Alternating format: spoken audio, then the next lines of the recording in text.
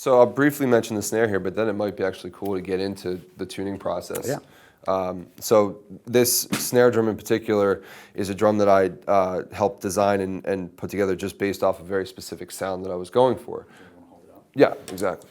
Good idea. So let's swing around this way. So this drum's called the Wraith. It's a Mapex Black Panther snare drum, and I really, kind of in my process of playing drums as long as I have, I've always been a huge fan of brass snare drums. I've always wanted a sound that, specifically in Periphery, that can cut through both in a live setting and that can cut through in the studio, and that's flexible.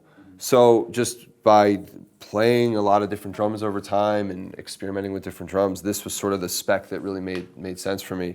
It's a 6-inch depth, 14-inch diameter. The reason it's 6 inches is just I've never really enjoyed snare drums that are just too deep. It feels a little bit funny in the position of the stand, kind of you have to put it lower or higher, it's just depending on where you sit.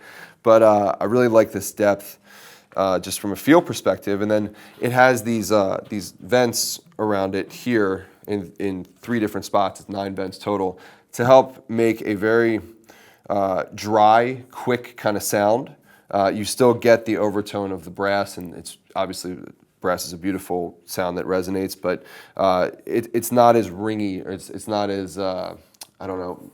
Resonant? Yeah, resonant in certain ways, which again is really nice because it's very controllable. You can make it a little bit more damp, or depending on the room itself, it can really actually have quite a lot of echo in it almost, when you hit it, so that kind of adds to the resonance. But it really worked for our sound for recording Juggernaut. We ended up using it on like 14 out of the 16 songs total. Yeah, yeah. And it translated great. So one of the things that we're going to do and actually hop into in a second is Nolly's going to go through and just actually walk you through and show you his tuning process for both the toms and the snare drum. So actually, let me hand this to you now. Yeah, and just to talk a little bit about snare drums and snare drum materials, like brass and metal snares in general are the favorites among engineers. The reason being that a metal drum just tends to be a lot louder. When you're recording drums, you have really loud pieces of metal that the drummer is hitting, creating a huge amount of noise in the room, and you're also trying to get a reasonably direct signal in the microphones on the shells.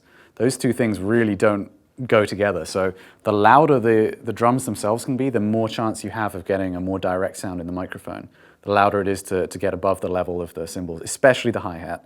The hi-hat is always the nightmare of every recording engineer. They're just so loud and positioned so close to the snare in general. I will also say that it's very difficult to reduce the sound of a drum just to the material it's made out of. If you take an average snare drum that's made out of metal, let's say any metal, they're generally steel, aluminium, brass, sometimes copper, and compare that with your average wood drum, maybe a maple drum, a birch drum, you'll generally find that a metal snare drum is going to have more top-end information. It's going to be a more scooped sound with more exaggerated low-end and top-end. Now, there are exceptions. You can get really thick wood drums made out of very dense woods that are super loud, really bright. You can also get metal drums that are really quite round-sounding. The Wraith drum in particular is actually, I'd say it's quite dark for a metal drum, but it's got a lot of volume.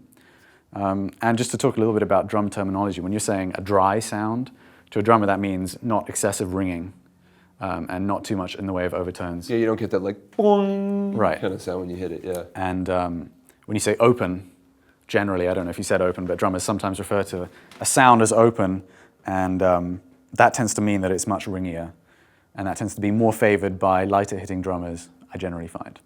In the studio, generally what you want is like a burst of information from the drum and then a reasonably clean sustain. So something like having a vented snare drum is really great. Again, it means I use less muffling, and we still get like a tight sound with all the character of the drum.